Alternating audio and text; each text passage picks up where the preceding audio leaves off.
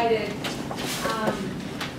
those that haven't been here, we probably should have done this earlier, and are new. I'm Aaron Boltz, one of the coaches, and then Chris Dunn in the back, and the other one shirt. That's Chris Dunn. For those that don't know him. So before we kick leader, follower to leader, leader off, we have a little activity for you to do. So who's done speed dating? So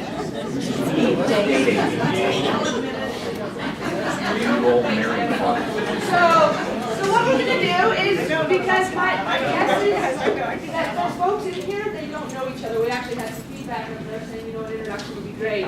So what we're going to do, we're going to give you 2 minutes to get up and go introduce yourself to someone you don't know in this room. And do that as many times as you can within a 2-minute time box. That makes sense? All right, let's stretch ourselves. Get along so that introduce yourself. Go!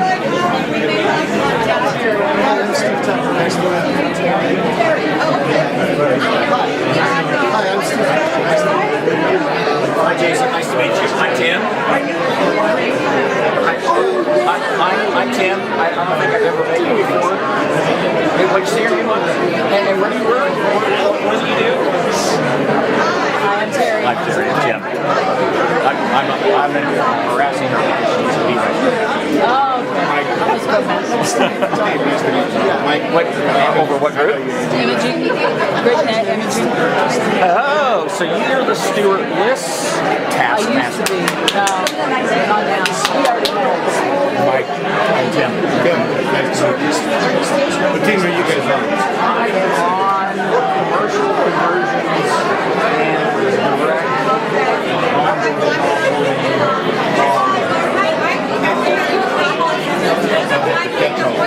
It's a big bucket.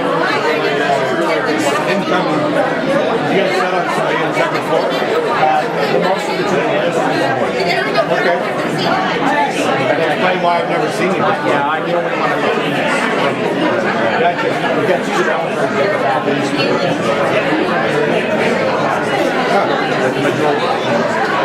This is Roger. We don't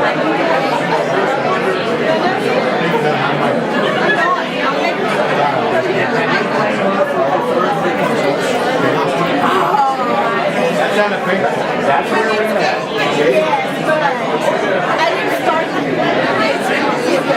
You don't remember that? Are you alright? So,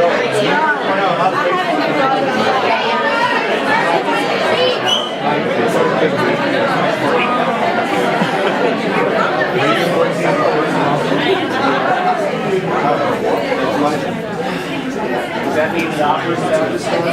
It is. The opera's about to start in my wine glass.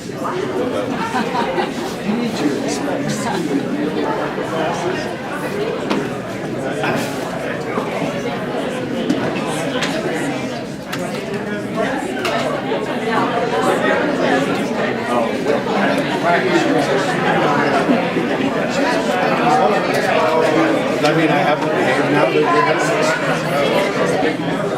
it's never stopped me before, so. That was fun, wasn't it? Yeah.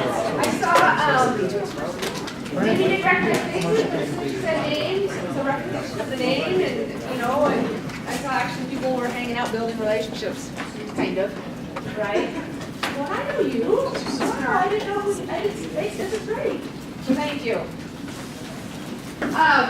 We're going to dive into leader, follower to leader, leader. And this is really talking about the environment. And a lot of this came from Turn the Ship Around, written by David Marquet, who was a retired submarine commander in the Navy.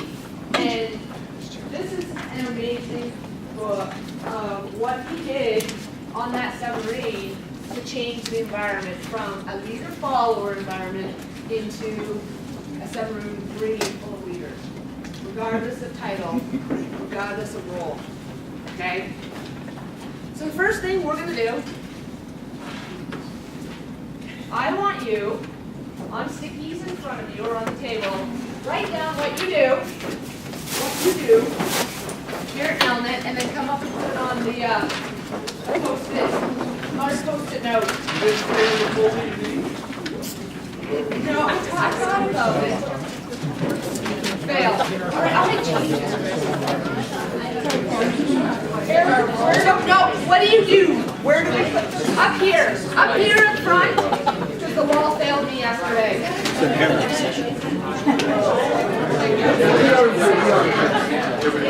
It's got post-its in there. It's got everything.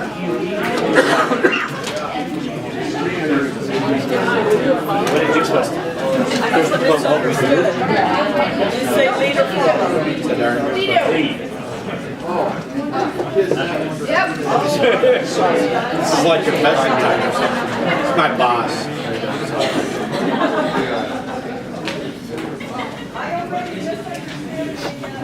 It's true. You're owning Yeah, own it. Don't overthink it. Well, I missed it. Man, who? Oh, I don't get nervous really. You think I get nervous? Or should I?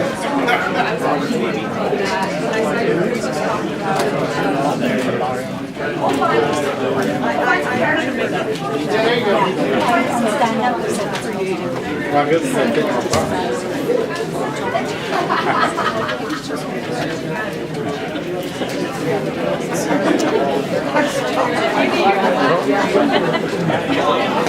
Feedback from us, you can know what's not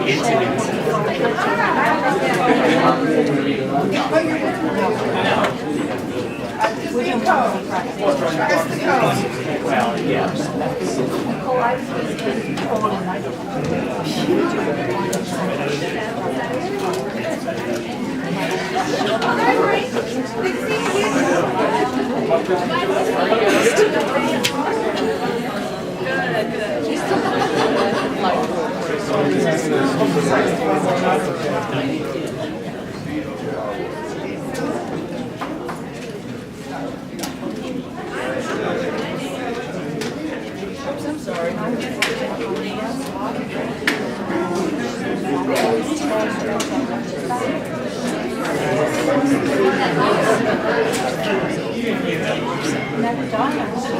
Okay. Thanks, guys. I swear.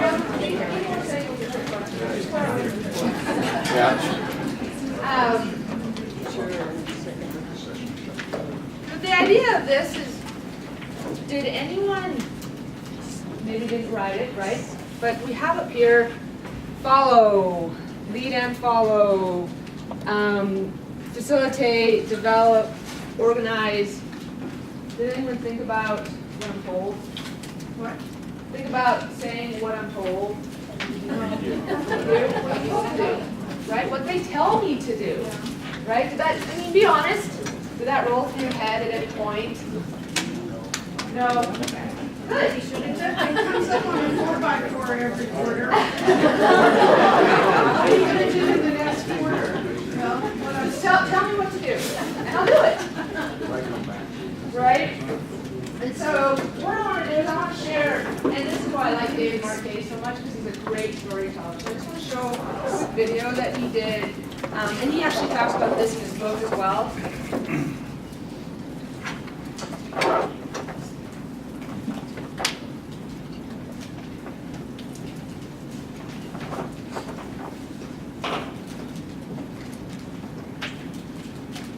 So I'm in the control room. I've grabbed the navigator. You know my navigator. Yeah. Are you good? So I grabbed the navigator who's off the deck. Now he's been on board the longest of all the officers. He's been on board for 2 years. I say, hey Nav, we're running out ahead 1/3 on the EPM. Hey Nav, let's go 2/3 on the EPM. Speed up on the EPM. Oh. He said, helm head 2/3. Nothing happened. I noticed that. I can't see the helmsman. He's behind the periscope barrel. And I kind of lean to the side. And he's facing away from me because he's facing his panel. He's driving the ship. He's the guy who's driving the ship. And but I can see his shoulders are kind of up by his ears. I couldn't see his face, but this is kind of what I imagined. And I said, now he's the youngest kid in the submarine, 19 years old. I said, Helm, what's going on? How come no happiness? How come no head 2/3? And he said, Captain, there's no 2/3 on the EPM. I made a mistake. On this submarine, unlike every other submarine I've been on, there was no 2/3. Well, that was embarrassing.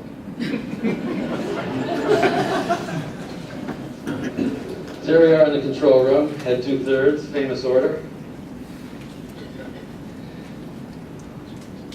You know what, but really, that didn't bother me. Oh, yeah, sorry. So first I said, good job.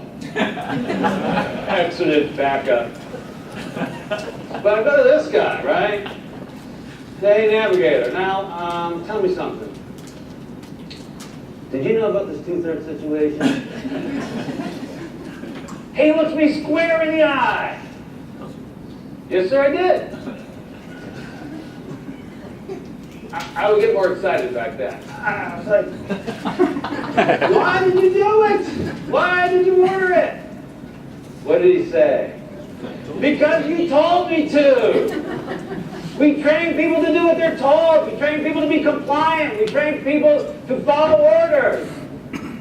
Asterisk, sprinkling fairy dust. Oh, but we really want you to think. It doesn't work like that. These are like muscles in your brain. Okay, the following orders muscle is highly developed. It starts being developed as soon as you're in school and you stand in line and do what you're told and you report to your first job and you sit here and that person's your boss. I'm really working those biceps. That's like, imagine, like this big muscle. The think muscle is like feeble. And then so I go, so I'm surprised the feeble muscle doesn't pop out at some point? I'm doing one-arm push-ups over here. Doesn't work like that. Because you told me to, right?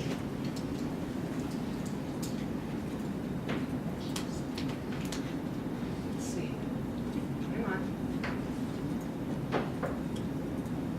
All right. So what'd you get out of that? Even in the military, they want you to think. That's not true. It's surprising. See, there you go. I can tell you this show. We have a lot of conditioning to overcome. Yes, exactly, right? I mean, you think about it for those who have children or have been around children, or it's the same thing. Can I do this, mommy? Can I do this? We're asking the teacher, can I do this? Right? It's the same kind of thing that we develop through our lives. And then when we get into our careers, and it's like, well, no, it goes to the Steve Jobs. If you were here yesterday, I had a quote from Steve Jobs. We don't hire smart people to tell them what to do. We hire smart people so they can tell us what to do, right? So leader follower. So this is the environment. I'm not saying this is our environment, but this is a lot of times this is an environment we're in. Where we are following, we are doing what we're told. We're not questioning. But when we are questioning, it sounds more of, should I do this? Can I do this? Do I have permission to do this? Right?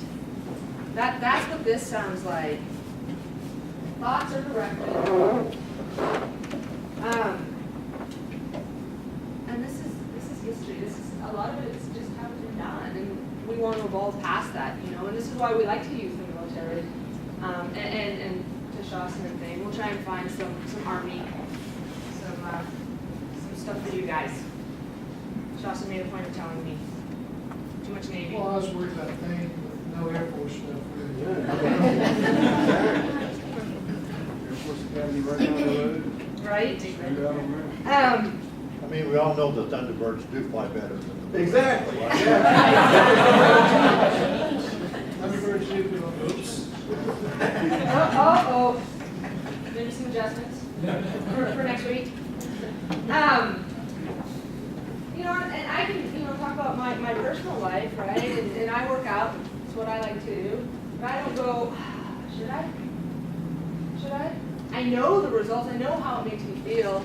I know I'm going to feel better after doing this, and I know it's going to make an impact on how I react and how I behave in situations, right?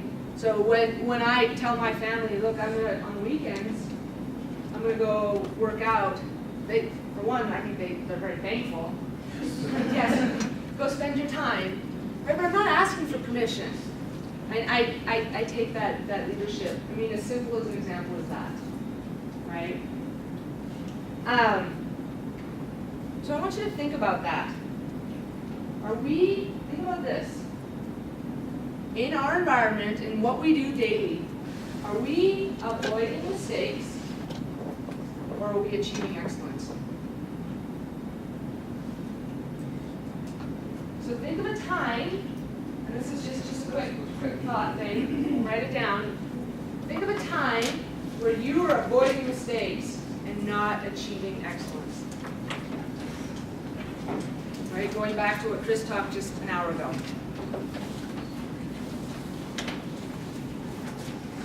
So just take a moment.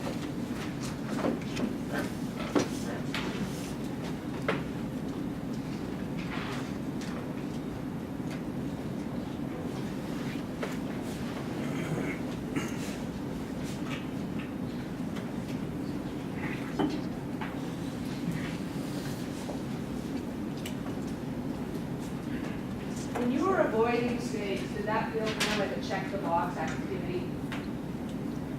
Right, just to get it done. I just gotta get it done. Versus thinking about, I have to get this done, I understand that, but how do I do it in the best way? What does that look like? Does anybody have a thought that they want to share around just to check the box, avoiding mistakes? What was that? Hard. Ditto. I think we heard some hard stuff in the experiments yesterday. Right? So what do we need to do? Right? Think about not just checking the box, taking it the next step.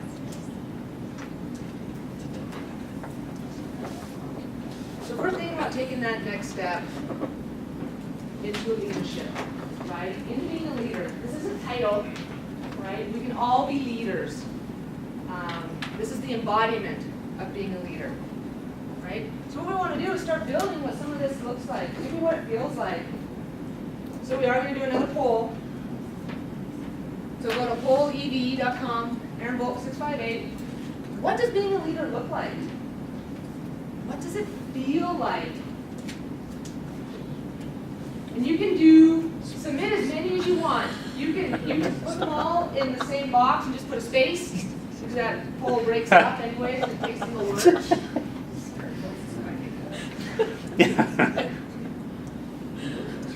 My sexy, thank you.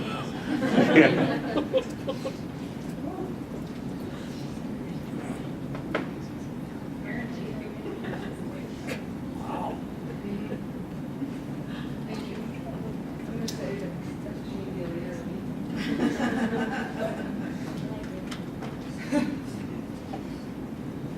Look, there's ownership again. Humility, we've talked about that a few times over the last couple days. Empowerment, empowered, responsibility.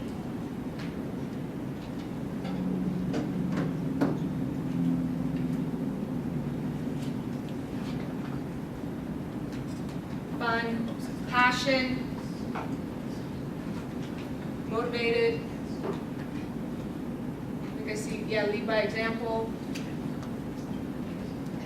Right, so there's some attributes in here, there's some feelings mixed in with, what does it look like?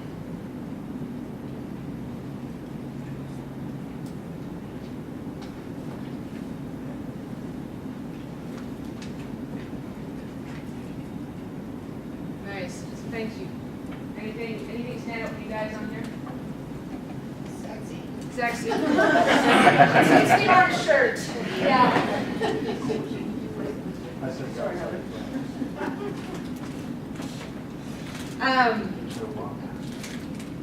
So the question becomes, not can we, right? Because I think that's okay, but do you want to be? Do you want to be a leader? And does it look like the previous poll, the previous word cloud, right? And that's tied into that.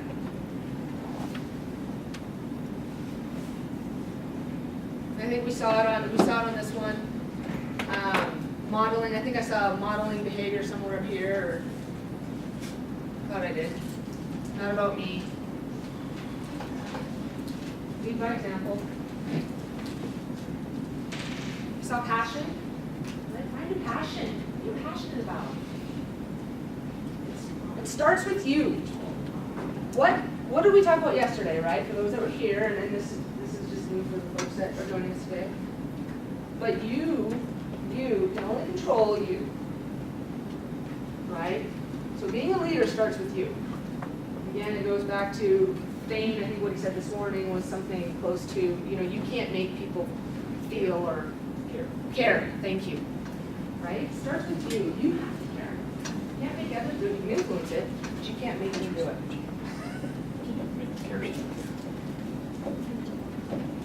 it. So this looks like, we talked about those previous statements of should I, could we, do we have permission to. We want to move those statements into a more, those are passive, disempowering statements. We want to move them into a more powerful statement, a more active statement. I intend to, I am going to, I will. Right? And that's where we were yesterday too, is make those declarations.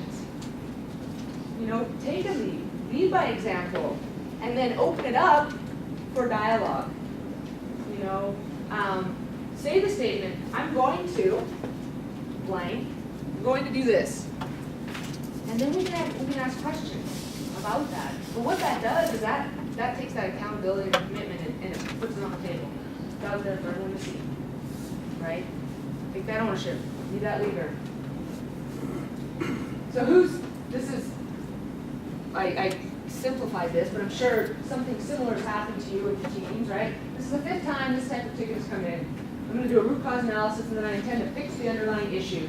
So we don't get these tickets anymore. Right? Does he have to look that angry? Yeah. Chris found that guy for me, and I started to giggle enough that I had tears in my eyes, so I had to use. Because I think this bench is farted. So, have we thought these and said these things, and then followed up with, but first I need to check with, right? Whoever that is, I need to check with my PO, my DTM, my someone else.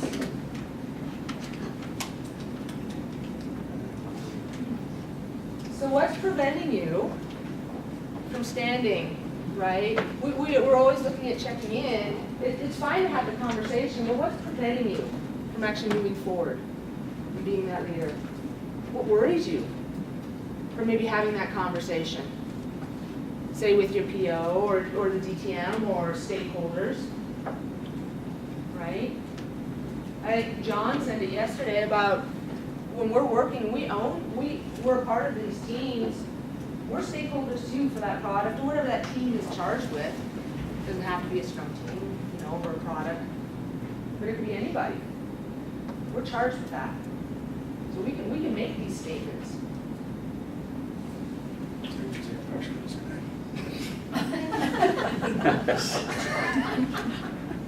I think it's more the content. I think that's more. Do you want to go stand next to it? No. Be too many similarities. People will notice. So, what I want you to do is think about something that's going on, right? Where you're waiting for permission, or you're waiting to check in with someone, or maybe just waiting for someone else to do it, come up with it, tell you what to do. Think about that thing. And then write down what's stopping you from doing it. What worries you? Does that make sense? I'll give you a couple minutes to actually write this. So think of something that you're thinking about today, something that's going on. And then what worries you about actually doing it? You know, I want to do this, but I'm worried my team won't want to do it. As simple as that.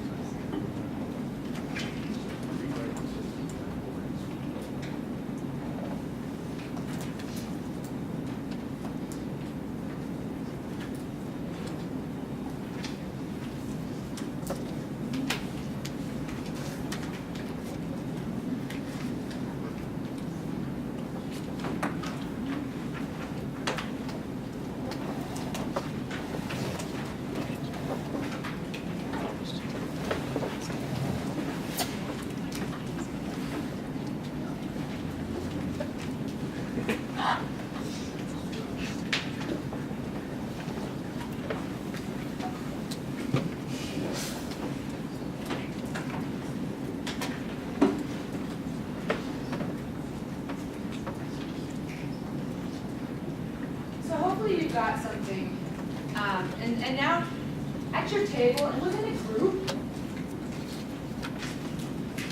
talk about how you can make it into an I intend to, right? That intentional statement.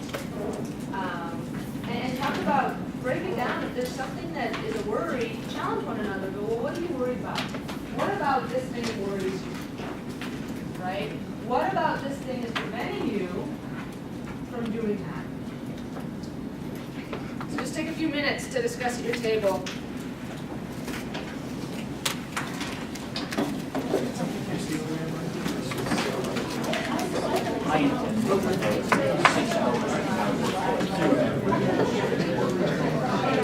I don't know, Jim.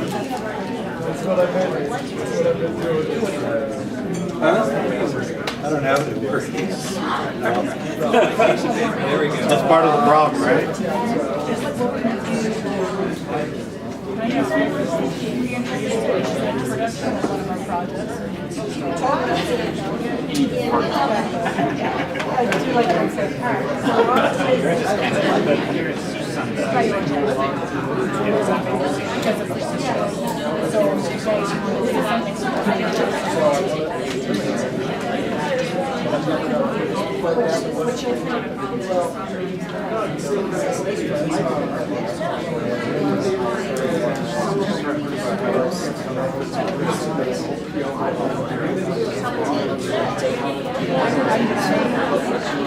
Really want to listen to fear. So I keep saying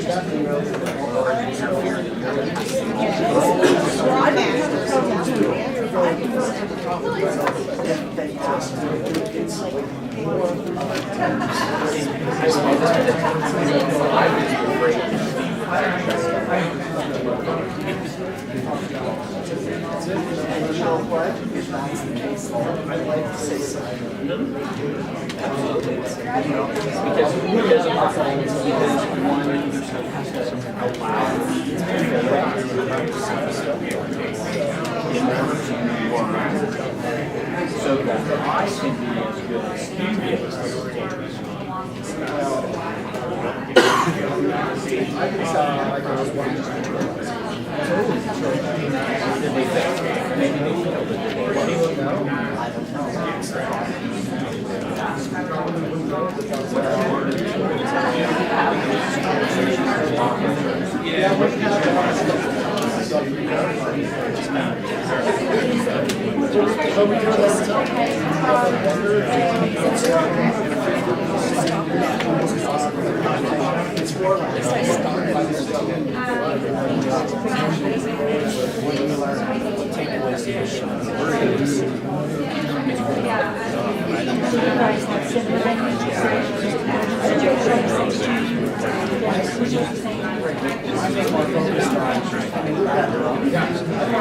For me, it was got little issues that somebody pick up. Okay, you guys, finish up your last thought. Bring it back. It would reduce our ticket.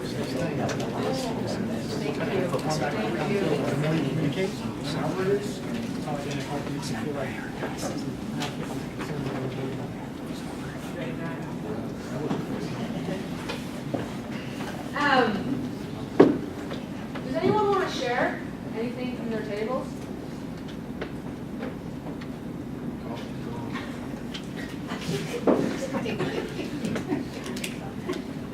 I see Shasta going.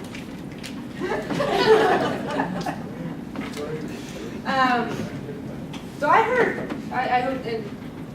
some great conversation over here because I was getting ready to wrap it back up. And I don't know the particulars of the conversation, but I heard questions like, well, have you asked about that? Right? Have you challenged the team? What does it look like? Right? And so that was awesome. So sorry for eavesdropping, but that was really great stuff you guys were saying over here. And I heard similar conversations throughout of asking those questions, those challenging questions, because they can be hard, they can be uncomfortable. But practicing with other people and having that engagement, right? You start to hear how it sounds, you start to hear how it flows, and you move into that a different realm. So imagine this, workplace where everyone engages and contributes their full intellectual capacity. A place where people are healthier and happier because they have more control over their work. A place where everyone is a leader. There should be rainbows and hearts.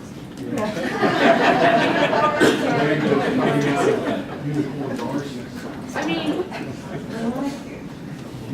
I don't know, but like a statement like that resonates with me. That's what I want. That's where I want to work. That's what I want to do. A place where everyone is a leader. Everyone can be.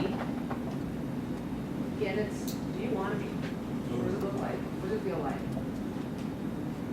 So Aaron, Yeah. comment on that. I think that statement works very well with the high-performing team or the team diagram you're looking through. Yeah. But if the variable of things like goal clarification and commitment to the goal and commitment to what the end result is not there, and everyone's trying to be a leader, I don't want to work there because everybody's going to be trying to drive directions that are not combined. So I just think it's critical for that statement to work in conjunction with variables on this high performance. And it ties to Chris's example, right? Of the all-star games, Yes, right? You bring yes. in these all-stars from all these different teams, and expect them to be a team, but they never will. They'll be, right? Because they don't have that shared vision.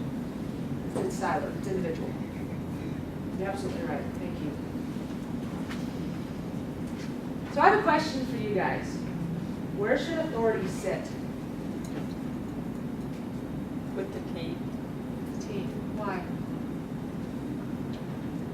I don't know, I just think you ought to come to a group consensus, not one person dictate. How do you do it?